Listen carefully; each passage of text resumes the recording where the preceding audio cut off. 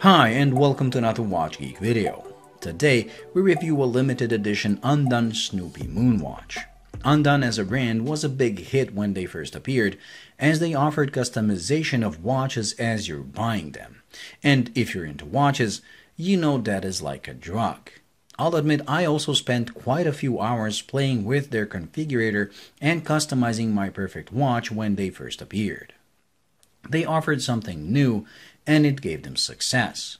They currently offer two dive-styled watches powered by automatic Seiko NH35 movement, and the chronograph model like we have here that is powered by Seiko's Mecaquartz VK movement.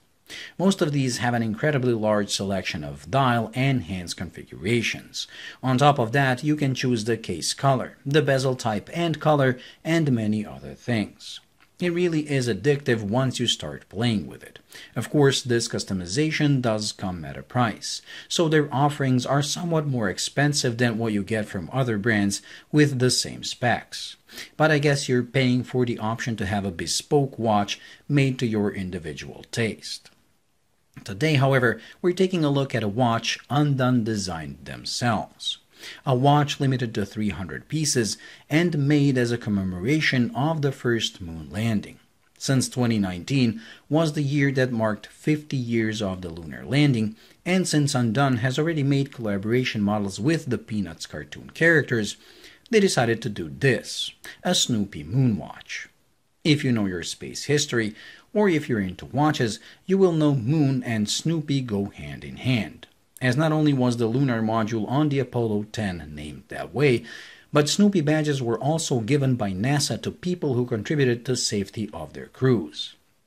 Because of such a close relation between NASA and Snoopy, we have seen a few Omega Speedmaster Snoopy models as well.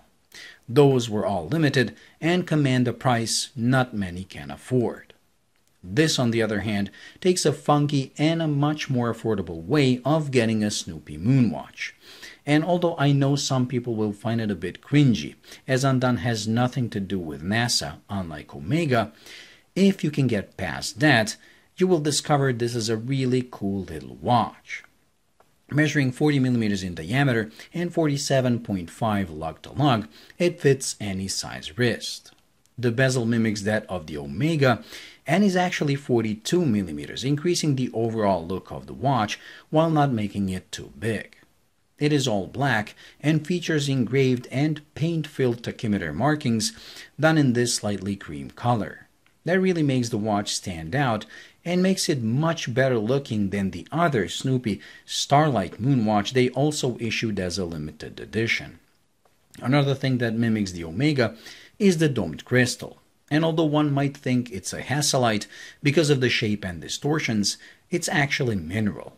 I wish they went with sapphire, especially considering the price of this, but at least this won't scratch as easily as the acrylic found on the real Moonwatch. The dial comes with a contrasting chapter ring and faceted hour markers that give the watch a bit of a 70s vibe, and next to the already mentioned bezel are my favorite parts of the watch. I really am a sucker for contrasting chapter rings, which is another reason I adore Meistermanski. Instead of Undone inscription, at 12 it has a Schultz Space Explorer written as a tribute to Charles M. Schultz, the creator of Snoopy. While at 6, just above the date, you have the inscription telling you the exact time and date of the first moon landing. The two subdials complete the look of the watch, with the Snoopy one being a 24-hour indicator, while the left one is used as a 60-minute counter for the chronograph. This is another reason I prefer this version to the Starlight, as the Starlight has the Snoopy on the chronograph subdial, making reading it almost impossible. On this, Snoopy is on the 24-hour indicator that is used just to determine whether you're observing AM or PM time, and that is easily readable. Although this is better, as they made the chronograph subdial clean, it is still far from perfect.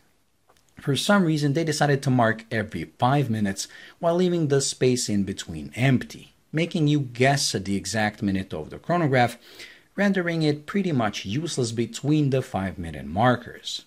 And that is a shame, as the Seiko VK Mecaquartz movement is a joy to use. Not only does it give you a mechanical look with the sweep of the second hand, but also has a very mechanical feel when operating it, including the instant reset of the hands. On the plus side, because this variant of the movement doesn't come with the running seconds hand that ticks, like the Spinnaker I reviewed, running the chronograph and using it as the main seconds will make the watch look even more like a mechanical, if that is something you find important. The hands used are long, thin, and have a bevel to them, making them reflect the light and increasing legibility. Both markers and hands do feature Loom, and although the amount of Loom is very small, reading time in the dark is not a problem, as it seems the Loom quality is excellent. A small hidden detail that you discover when you first enter a dark room is the fact Snoopy is loomed as well, which I find as yet another Omega Speedmaster nod, this time to the Speedmaster Ultraman edition. Whether by accident or not, I find the strap to resemble the one on the Ultraman as well.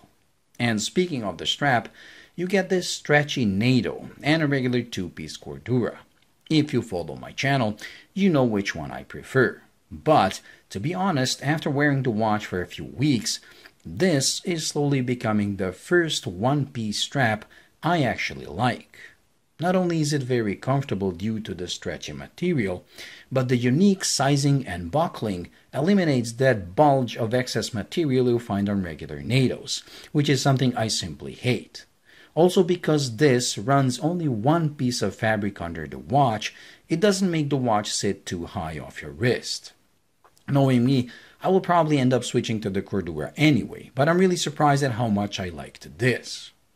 At $480, this is expensive for a Seiko VK powered watch that doesn't even come with a sapphire.